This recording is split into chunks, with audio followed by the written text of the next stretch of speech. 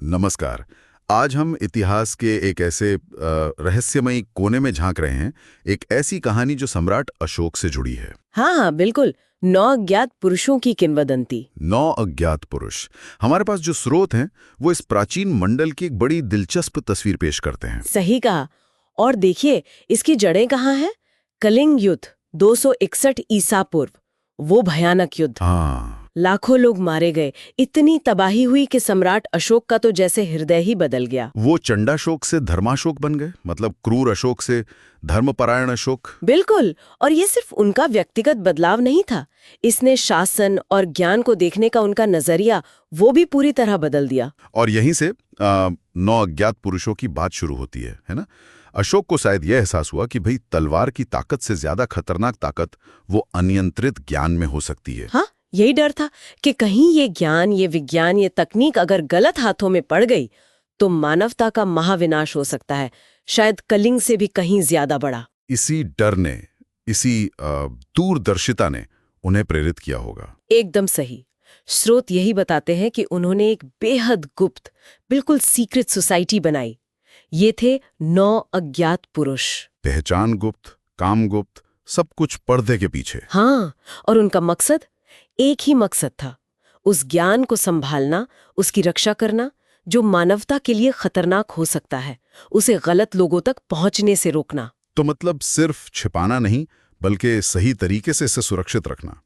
और ये जो 9 सदस्य थे, कहा जाता है कि हर एक के पास एक खास किताब या ज्ञान का क्षेत्र था। हाँ, यही तो सबसे दिलचस्प हिस्सा है इस पूरी कहानी का।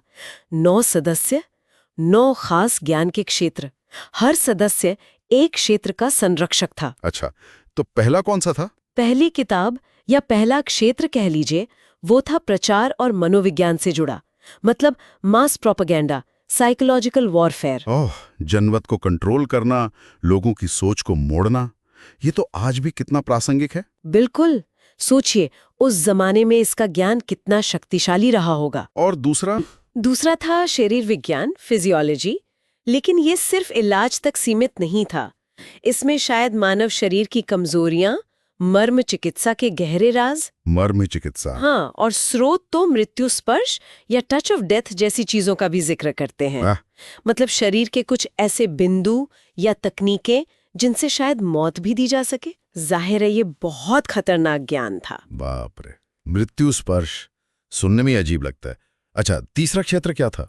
तीसरा था सूक्ष्म जीव विज्ञान और कीमिया, माइक्रोबायोलॉजी और एल्केमी। एल्केमी, सोना बनाने वाली बात। हाँ, मतलब सूक्ष्म जीवों का ज्ञान, शायद बीमारियों से जुड़ा, और साथ ही धातुओं को बदलना, जैसे पारे या सीसे को सोने में बदलने की कोशिशें या प्रक्रियाएं।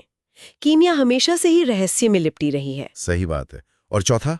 संचार, कम्युनिकेशन। जी, चौथा कम्युनिकेशन। लेकिन ये सिर्फ सीक्रेट मैसेज भेजना नहीं था, शायद इसमें कुछ ऐसी तकनीकें हों जो हमारी आज की समझ से भी परे हों। क्या पता कोई टेलीपैथी जैसी बात हो, स्रोत बहुत साफ नहीं बताते इस पर। दिलचस्प। पांचवा? गुरुत्वाकर्षण और ब्रह्मांड विज्ञान। हाँ, पांचवा ग्रेविटी और कॉस्मोगनी से जुड़ा था। गुरुत्वाकर्षण के नियम, ग्रहों की चाल, शायद स्पेस ट्रैवल जैसी बातें भी इसमें शामिल हों। लेकिन एक मिनट, छठा क्षेत्र भी तो ब्रह्मांड विज्ञान यानी कॉस्मोगोनी बताया गया है। इन दोनों में क्या फर्क हो सकता है? अच्छा सवाल है। देखिए, हो सकता है पांचवा क्षेत्र ज्यादा प्रैक्टिकल हो, ग्रहों, गुरुत्वाकर्षण, एस्ट्रोनॉमी पर केंद्रित, जबकि छठा वाला शायद ज्यादा फिलोसॉफिकल हो। ब्रह्मांड की उत्पत्ति कैसे हुई, उसका स्ट्रक्चर क्या है, उसके आध्यात्मिक पहलू क्या हैं। अच्छा, ये विभाजन समझ आता है, ज्ञान की गहराई दिखाता है। सातवां था प्रकाशिकी, लाइट। बिल्कुल, प्रकाश का नेचर, लेंस और शायद अदृश्यता या ऑप्टिकल इल्यूजन बनाने की तकनीकें। अदृश्यता, ये तो बिल्कुल साइंस फिक्शन जैसा लगता है। आठवां और नौवां क्या था? आठवां था समाजशास्त्र, सोशियोलॉजी, समाजों के बनने बिगड़ने के नियम, लोगों के व्यवहार के पैटर्न, और हो सकता है सोशल इंजीनियरिंग के सिद्धांत भी, मतलब समाज को कैसे कंट्रोल या गाइड किया जाए। और नौवां, वो सबसे खतरनाक बताया जाता है। हाँ, नौवां था शक्ति यानी पावर। इसमें ऊर्जा के अज्ञात स्रोतों, उनका इस्तेमाल, और सबसे ज्यादा चिंता की बात, विनाशकारी हथियार बनाने का ज्ञान। कुछ स्रोत तो यहां तक कहते हैं कि शायद प्राचीन अणु शक्ति का ज्ञान भी इसमें शामिल था। अणु शक्ति प्राचीन भारत में, ये यकीन करना मुश्किल है। पर अगर ये सब सच था तो मकसद क्या था, और क्या ये ज्ञान कभी बाहर आया? देखिए, मकसद तो वही था जो हमने शुरू में कहा, मानवता को आत्मविनाश से बचाना। ये ज्ञान अगर गलत, स्वार्थी या अस्थिर लोगों के हाथ लग जाता तो तबाही मच सकती थी। तो इसे गुप्त ही रखा गया? हाँ, माना जाता है कि ये पीढ़ी दर पीढ़ी सौंपा जाता रहा। हर सदस्य मरने से पहले अपना उत्तराधिकारी चुन लेता था।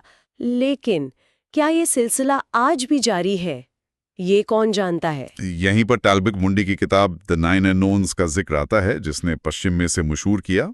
पर सवाल वही है, ये इतिहास है या सिर्फ एक कहानी? बिल्कुल। क्या ये बस एक अच्छी कहानी है जिसे अशोक की महानता के साथ जोड़ दिया गया, या इसमें कुछ सच्चाई भी है? क्या वाकई प्राचीन भारत में इतना एडवांस साइंस था? और क्या ये गुप्त समाज आज भी कहीं काम कर रहा है?